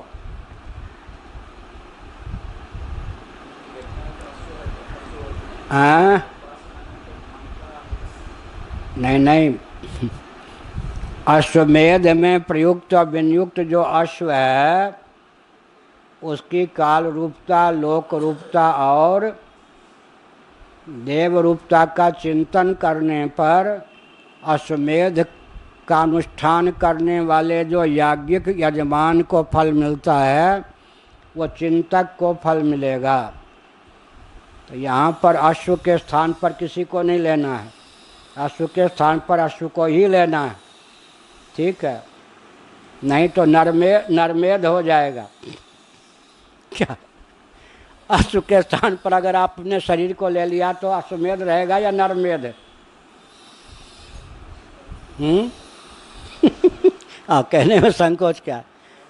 अश्व को भी रूपक मान लिया ना। अश्व में इनका आधान है, अश्व का आधान थोड़े किया जा रहा है किसी में। क्या हुआ? शरीर में अश्व बुद्धि की जाएगी तो शरीर हो गया ना आरोप का विषय, और आरोपित कौन हो गया? अश्व। हमको अश्व का आरोप थोड़े करना है, अश्व का संस्कार करने के लिए जो यज्ञशाला में प्रयुक्त अश्व है, पहले हम मन के द्वारा उसकी धारणा करेंगे। इस समय हमारे पास अश्वमेध का अश्व कहाँ है? मन के द्वारा उसकी धारणा करेंगे। जैसे अब किसी ने पंचाग्नि विद्या में स्त्री को आग समझा, अब स्त्री सामने हो या नहीं, मन में वो स्त्री की आकृति आएगी, क्योंकि सामने स्त्री हो या नहीं, लेकिन वो मन में जो स्त्री की आकृति आएगी उसमें फिर आरोप होगा अग्नि का। अश्वमेध का अश्व हमारे सामने हो या ना हो, लेकिन उस अश्व का जो स्वरूप हमारे मन में अंकित है, वो मन नहीं, मन में जो अश्व का स्वरूप अंकित है उसी में आरोप होगा। अब अगर शरीर में अश्व का आरोप करेंगे तो शरीर में अश्व का आरोप करेंगे तो अश्व तो अधिदैव हो गया। फिर आरोप का विषय कौन हुआ? आरोप जिसमें हुआ वो शरीर, फिर तो देवता के स्थान पर अश्व ही हो गया ना, कि हमारा शरीर अश्व है। यहाँ आरोप अश्व का नहीं करना है, अश्व में आरोप करना है। अधिकरण कौन है? अश्व। आरोप किनका करना है? कहीं काल का, कहीं अधिदैव का, कहीं लोक विशेष का।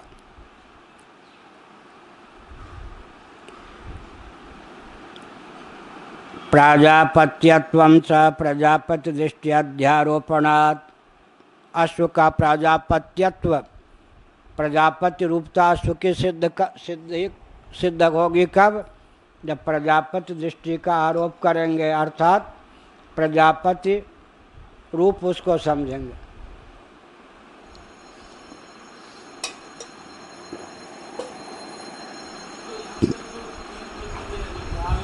हाँ, लोक काल देवता क्या? तीनों का शोधन नहीं करना है, अश्व का शोधन करना है तीनों की भावना से। अधिदैव तो अपने आप में शुद्ध होता ही है। शोधन का विषय कौन है? अश्व। जिसका संस्कार करना है वो है अश्व। ठीक है, अब सुनिए। गंगा, यमुना, क्षिप्रा, सरस्वती आदि कुएं का जल लिया, आजकल टंकी का जल लिया, उसमें गंगा, यमुना, कृष्णा, कावेरी, नर्मदा, आरोप किसका किया? गंगा, यमुना। संस्कार किसका होगा? प्राप्त जल का। जलेस्मिन, इस जल में सन्निधि को प्राप्त हों, तो संस्कार का विषय कौन हुआ? अरे जो जल सामने है वो। संस्कार किसके द्वारा हुआ? गंगा, यमुना, कृष्णा, कावेरी, क्षिप्रा, नर्मदा, सिंधु। जलेस्मिन कहते हैं ना। ऐसे अश्व में, अधिकरण में जिसका आरोप किया गया, तो संस्कार किसका होगा? अश्व का। यहाँ जलेस्मिन कहेंगे तो जल का संस्कार होगा। जिसमें आरोप किया जाता है वो उपकृत होता है, उसका संस्कार होता है।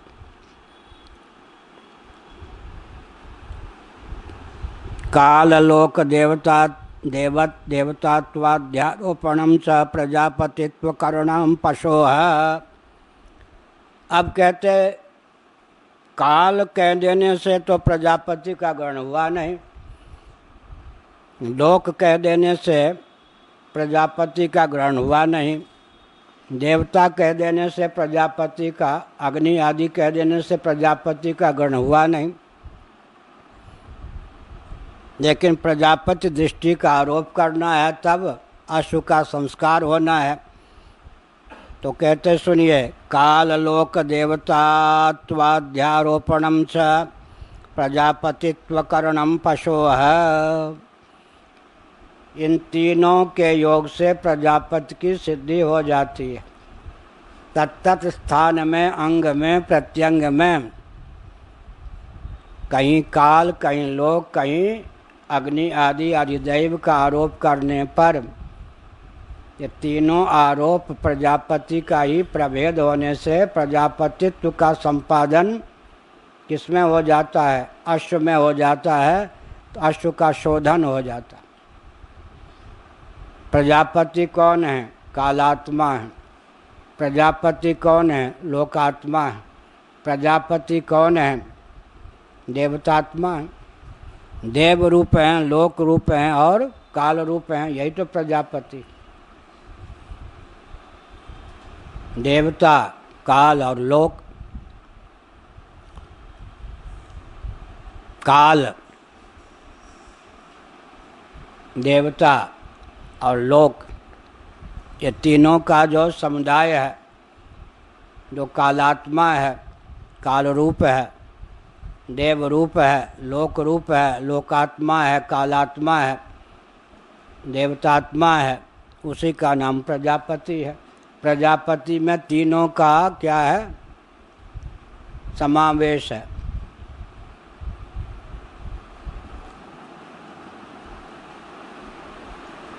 पृथक से प्रजापति को न कहकर तीन प्रभेद उनका कर दिया और किसी अमुक अमुक अंग में अमुक अमुक काल का, अमुक अमुक अंग में अमुक अमुक देवता का, अमुक अमुक अंग में अमुक अमुक लोक का अध्यारोप कर दिया। तीनों के रूप में प्रजापति का ही अध्यारोप हुआ, क्योंकि प्रजापति कालात्मा भी हैं, प्रजापति लोकात्मा भी हैं और प्रजापति देवतात्मा भी हैं। देवताओं के देवता हैं, काल के भी काल हैं, लोक के भी लोक हैं। इसलिए तीनों मिलाकर प्रजापतित्व ही प्राप्त है। एवं रूपो ही प्रजापति स्पष्ट कर दिया। प्रजापति जो है एवं रूप है। एवं रूप है माने इसी प्रकार के। अब नरमेध करना हो तो तब क्या है? सिर के स्थान पर कौन हो जाएगा? मूर्धा। मांडूक्य उपनिषद के अनुसार यहाँ प्रणवात्मक अश्व को प्रणवात्मक मान लिया, यहाँ शरीर को प्रणवात्मक मान लें। इस उपासना को अपने जीवन में और ढंग से ढालना हो तो शरीर को ही क्या कर देंगे? अपने शरीर में अधिदैव का आरोप कर, प्रजापति का। वहाँ अश्व में प्रजापति का आरोप किया, लोक, देवता और काल के रूप में। यहाँ शरीर में आरोप कर देंगे किसका? लोक का। किसका? अधिदैव का। किसका? काल का। तब नरमेध हो गया। नरमेध हो गया माने देहाभिमान गलित हो जाएगा, देह का शोधन हो जाएगा। देह का शोधन माने देहाभिमान गलित हो जाएगा। अभिमान गलित हो गया तो अश्व क्या हो जाएगा? कालात्मा, जिसका आरोप करेंगे। तीनों मिला के किसका आरोप किया? प्रजापति का आरोप किया ना।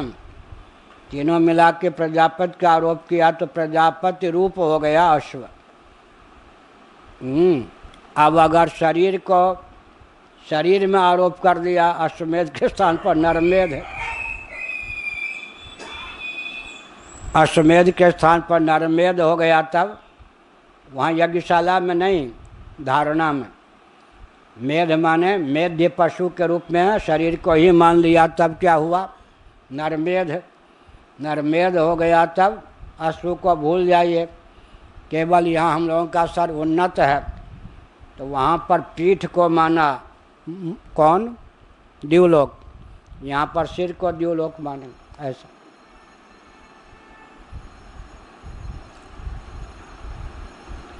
एवं रूप ही प्रजापति ही।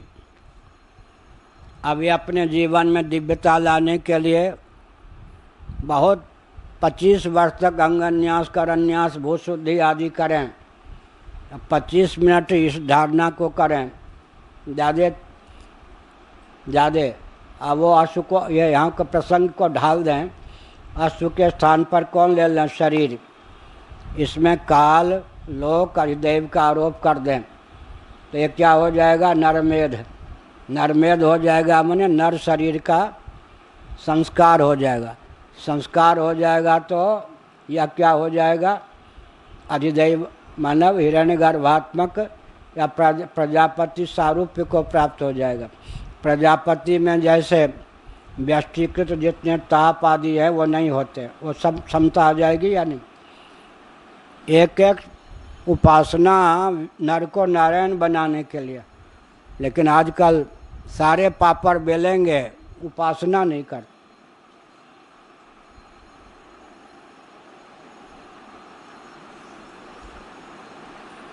कहते भाई बात क्या है, विष्णुत्वादिकरण में व प्रतिमादौ,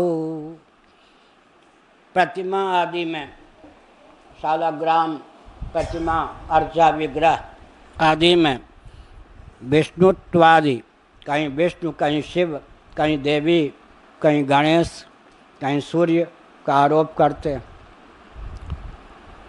क्या मतलब, संस्कार हो जाता है, अर्थात बुद्धि कर लेते हैं अर्चा विग्रह में ये भगवान विष्णु हैं, ये कौन है, भगवान शिव हैं, ये शक्ति हैं, ये गणपति हैं, ये सूर्य हैं। इसी प्रकार से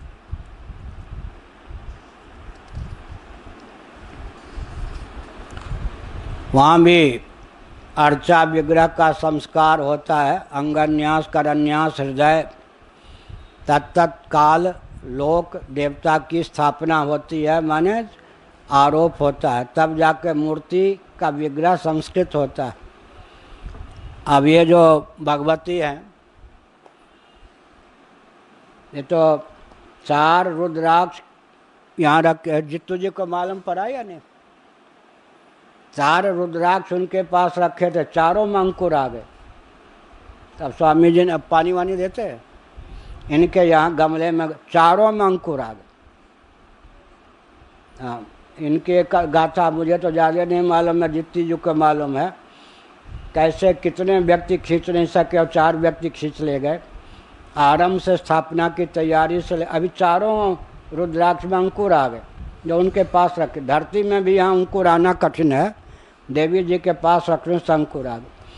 बहुत हृदय से एक ही कारीगर ने एक समय भोजन करके 8 महीने में तैयार किया मूर्ति, एक ही पत्थर से, और बाद में शरीर भी छोड़ दिया उसे। तो अर्चा विग्रह में अब बहुत ये जो अपने विश्वम्भर जी ने बहुत तन्मयता से देवी की स्थापना भी की है। तो अर्चा विग्रह में जैसे शक्ति आदि की प्रतिष्ठा होती है। और बोल पड़ी है नहीं, कौन, सर्वज्ञ पीठ में सरस्वती जी शंकराचार्य को टोक दिया, अभी एक घाटी और है उसमें आप पास हो तब सर्वज्ञ पीठ पर बैठ सकते हैं। भगवती बोल चुकी या नहीं, कहाँ। हमने जित्तू जी को परसों या चौथे रोज आए थे तो कहा देखो श्री मंदिर की क्या दुर्दशा है, पहले कैसे रखते थे मंदिर को कि देवी बोल देती थी, और सभी शास्त्रों के विद्वान आस्तिक नास्तिक रखे जाते थे। शंकराचार्य को वैसे थोड़े दरवाज़ा खोल दिया दक्षिण का, 4 वाक्य से शास्त्रार्थ सब विद्वान रखे जाते थे, जैनों से, बौद्धों से, वैशेषिक से, नैयायिकों से, मीमांसकों से, वेदांतियों से, सांख्यों से, योगियों से। फिर अंत में सरस्वती ही बोल पड़ी, उसका उत्तर भी शंकराचार्य ने उचित दिया। तब का सरस्वती जी ने हाँ अब आप बैठ सकते हो सर्वज्ञ पीठ पर। संस्कार।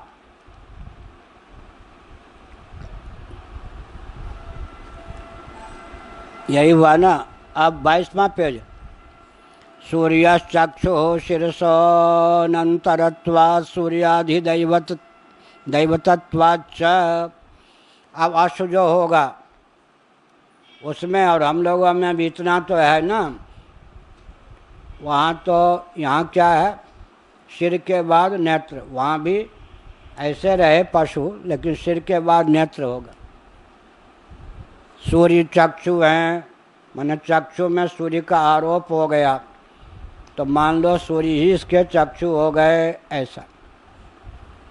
क्योंकि सिर के बाद रूपक में भी क्रम चाहिए ना, आरोप में भी क्रम चाहिए, तो सिर के बाद नेत्र को किया। शिरसोऽनन्तरत्वात् सूर्याधिदैवत्वाच्च। सूर्य क्या है, अधिदैव हैं, तो अध्यात्म में अधिदैव का निक्षेप होता है, आरोप होता है। अध्यात्म में अधिदैव का। और एक होता है कि अधिदैव अध्यात्म को अधिदैव में जाके मिला दें। एक होता है प्रकारांतर से वही है, अधिदैव का ही धारणा करें अध्यात्म में, तो क्या होगा, अध्यात्म का शोधन हो जाएगा। तो वो जो अश्व है उसके नेत्र में आरोप किसका हो गया, सूर्य का, क्योंकि नेत्र के अधिदैव कौन है, सूर्य।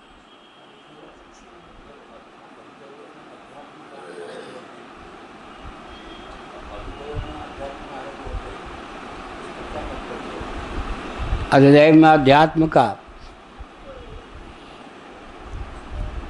व्यष्टि भाव के व्यष्टि अभिमान विगलित हो जाता। इसमें दिव्यता का आदान होगा।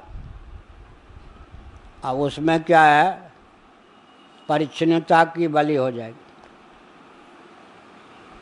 क्या परिच्छिन्नता की बलि हो जाएगी, कब, व्यष्टि को समष्टि में मिला देंगे तो। और समष्टि का चिंतन, समष्टि माने अधिदैव आदि का चिंतन व्यष्टि में करेंगे तो व्यष्टि का संस्कार हो गया, संस्कृत हो गया यह।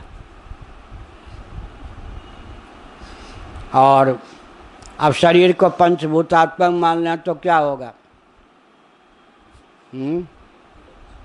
और जिस भूत का जो कार्य है उसमें उस भूत की धारणा की, तो उस नासिका माने पृथ्वी का अंश जो है उसमें पृथ्वी की धारणा की। पृथ्वी प्रधान कौन है, नासिका, नासिका है ना, अतीन्द्रिय नया, उसको व्यक्त करने, इसमें मान लीजिए पृथ्वी की धारणा की नासिका में पृथ्वी का शोधन हो गया, नाक के रोग खत्म हो जाएंगे नाक के रोग खत्म हो जाएंगे। ये अश्विनी कुमार हैं, ये पृथ्वी और जल के देवता हैं। तो अधिदैव का चिंतन करने से अधिभूत और अध्यात्म में क्या होगा, अधिभूत अध्यात्म में विकृति हट जाएगी, संस्कृति आ जाएगी। और समष्टि में इनको मिला देंगे तब तयोर व्यष्टि समष्टिता, विश्व की वैश्वानर रूपता, तेजस की हिरण्यगर्भ रूपता और प्राज्ञ की ईश्वर रूपता। एक है वैश्वानर का आरोप करना किसमें, विश्व में, एक है विश्व को मिला देना वैश्वानर में। पहले यह धारणा से पुष्ट होगी तब वो धारणा, समष्टि की धारणा व्यष्टि में करने पर वो बल और वेग आएगा कि व्यष्टि को हम समष्टि में जाकर एकीभूत कर देंगे। लेकिन फिर व्यवहार में कठिनाई पड़ती। समष्टि भाव प्रबल हो जाने पर उसकी गतिमति स्थिति विचित्र हो जाती है, तो व्यवहार में कठिनाई पड़ती, समष्टि भावापन्न हो गए। उदाहरण के लिए छांदोग्य उपनिषद, एक ब्रह्मचारी भूखे थे, शौनक जी उनके यजमान रसोइया को देखकर भोजन की भावना से आ रहे थे। शौनक जी ने देखा ये ब्रह्मचारी बड़ा तेजस्वी है, उपासक है, अपने रसोइया से कह दिया इसके मांगने पर भोजन मत देना, ये कुछ बड़बड़ाएगा, बोलेगा, तो मैं उसको समझा दूंगा। देखना चाहता हूँ कि यह क्या बोलता है, सुनना चाहता। रसोइया ने मना कर दिया, डांट के नहीं, हाथ से। उसने कहा अच्छा तुम्हारे दरवाजे से वैश्वानर भूखा जा रहा है, आइए आइए ब्रह्मचारी जी। शौनक जी ने कहा आइए ब्रह्मचारी जी, आप किनके उपासक हैं, आपकी तादात्म्यापत्ति किससे है, कितने तेजस्वी हैं, इस बात को जानने के लिए भोजन मना करने में तात्पर्य नहीं, मेरे यजमान भी यहाँ बैठे, आप भी आइए, हम तीनों भोजन करें। तो हुआ ना, एक गुफा में एक चेलवा को रख दिया गुरुजी ने। वो चेले का राग किसमें था, पंचदशी की अनुकृति है, भैंस में, जिसको छोड़ के बाबा बना था महिषी। महिषी का अर्थ होता है राजरानी में आसक्त था, यहाँ महिषी का अर्थ भैंस में। गुरुजी ने कहा कि घर द्वार छोड़ के आए हो, किसी की याद भी आती है, भैंस की आती है। अच्छा भैंस, तुम चिंतन, अच्छा ठीक है, इस गुफा में रहो, तुम चिंतन करो कि तुम भैंस हो, और भोजन आदि की व्यवस्था खिड़की से कर दी जाएगी। अब वो गुरु जी ने दिव्य दृष्टि से देखा कि इसकी भैंस की उपासना पूरी हो गई है। अब वो नाम लेके पुकारा तो उसने कहा गुरु जी तब तो आऊँ, ये मेरे सिंह इस गुफा से अड़ जाते क्या, इतने मेरे सिंह जो हैं इस गुफा से अड़ जाते क्या, तो हो गया ना आंगरा उपासना। आंगरा उपासना में क्या है, अहम को हमने कर दिया अधिदेव में विलीन। लो जी, अब आज प्रवचन ही हो जाएगा। हाँ? प्राण का क्या महत्व है, उपासना किससे करेंगे, मन से। मन को उद्दीप्त कौन करेगा, प्राण।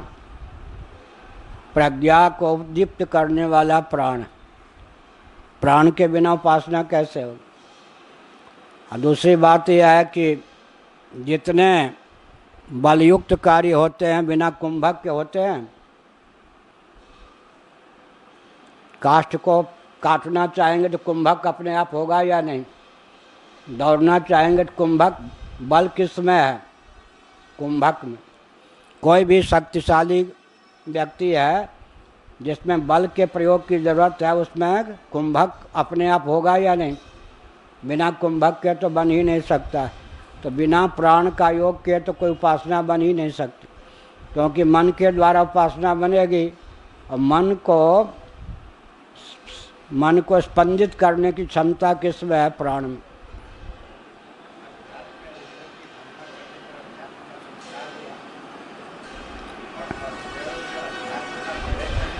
हाँ, परिच्छिन्नता का विलोप होगा, परिच्छिन्नता का विलोप होगा, अपलाप होगा। वाता प्राणो वायु स्वाभाव्यात्। अब कहते हैं अश्व के जीवन में जो प्राण है वो वायु रूप है, क्योंकि वायु स्वभाव ही प्राण है। नेत्र के बाद में आ गए प्राण तक। प्राण तक क्यों आए, नेत्र के नीचे कौन है, नासिका, नाक। नासिकागत जो पवन है वो प्राण वायु है। या नेत्र के बाद मुख है मान लीजिए, मुखगत जो प्राण है वायु है वो क्या है, प्राण है। नासिका में प्राण आ जाए तो उसी का नाम घ्राण हो जाता, यहाँ आ जाए तो उसका नाम क्या हो जाता है, प्राण हो जाता। वैश्वानर इति अग्निर विशेषणम। वैश्वानर है, अग्नि रूप है। कौन है वो, व्याप्तम विवृतम मुखम अग्नि वैश्वानर। अब ये ठीक है, हमने कहा सिर के बाद कौन लिया, आँख। आँख के बाद प्राण लिया तो नासिका, उसके बाद मुख ले लिया तो अग्नि। इसके देवता हो गए कौन, वायु। इसके देवता कौन हो गए, अग्नि। ठीक, क्रम ठीक बैठ। अपने शरीर में भी कर सकते हैं या नहीं, नरवेद करना हो तो अश्वमेध नहीं, नरमेध। अंत इतना पड़ेगा कि सिर के स्थान पर द्युलोक ले लेंगे, उषा काल नहीं, द्युलोक, क्योंकि हम ऐसे नहीं रहते हैं, ऐसे रहते, द्युलोक ले लेंगे, इतना अंतर पड़ जाएगा। अब इसके बाद आँख। आँख के बाद वायु, प्राण वायु यहाँ। उसके बाद मुख अग्नि, इसके देवता हो गए अग्नि। इसके देवता हो गए वायु। इसके देवता हो गए सूर्य। इसके देवता कौन हो गए, समग्र देवताओं का जो स्थान है मूर्धा, द्युलोक, द्योतनशील। तो वायु का अधिदैव कौन है, आदित्य। इसीलिए आदित्य का स्थान ऊंचा है। तेज की दृष्टि से वायु से नीचे हैं सूर्य। हमारा देवता अंक में हमारा लेख होगा देवता पर, उसमें हमने दिया है। तो यहाँ पर हो गए सूर्य, यहाँ पर हो गए वायु। सूर्य का, ये जो सौर्य होते हैं पवन के देवता होते हैं, देवता के भी देवता होते हैं। पवन के देवता कौन हो गए? सूर्य। इसके बाद आ गया मुख। वैश्वानरित्यग्नेर विशेषणम। घंटी बज गई। वैश्वानरो नामाग्नि विवृतम मुखम इत्यर्थ मुखस्याग्निर्दैवत्वात्। खुला हुआ जो मुख है, खुला हुआ क्यों कहा? एक दिन हमने कहा था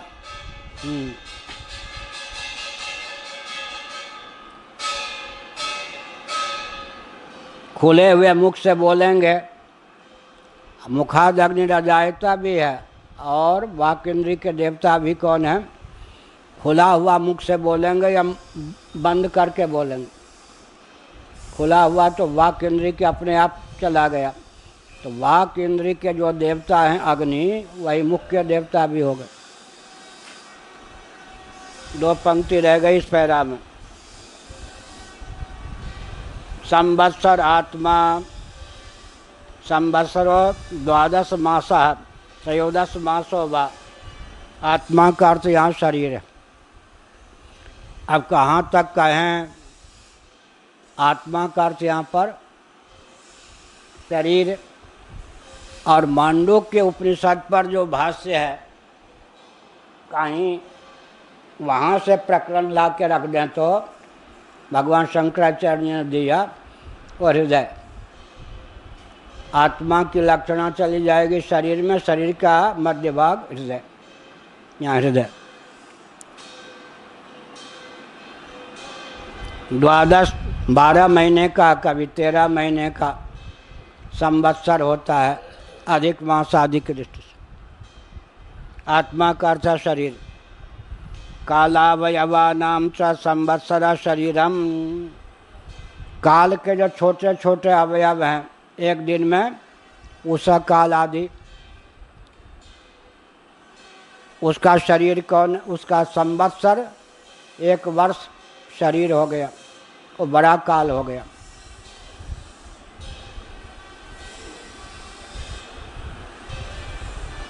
शरीरम च आत्मा मध्यम येषाम् अंगानाम आत्मा इति श्रुते। इस पर भी हमारा लेख है कहीं अलग अलग। पशुआदि के शरीर का मध्य भाग कौन होता है, क्या होता है? अब यहाँ कहते हैं मध्यम येषाम् अंगानाम आत्मा इति श्रुते।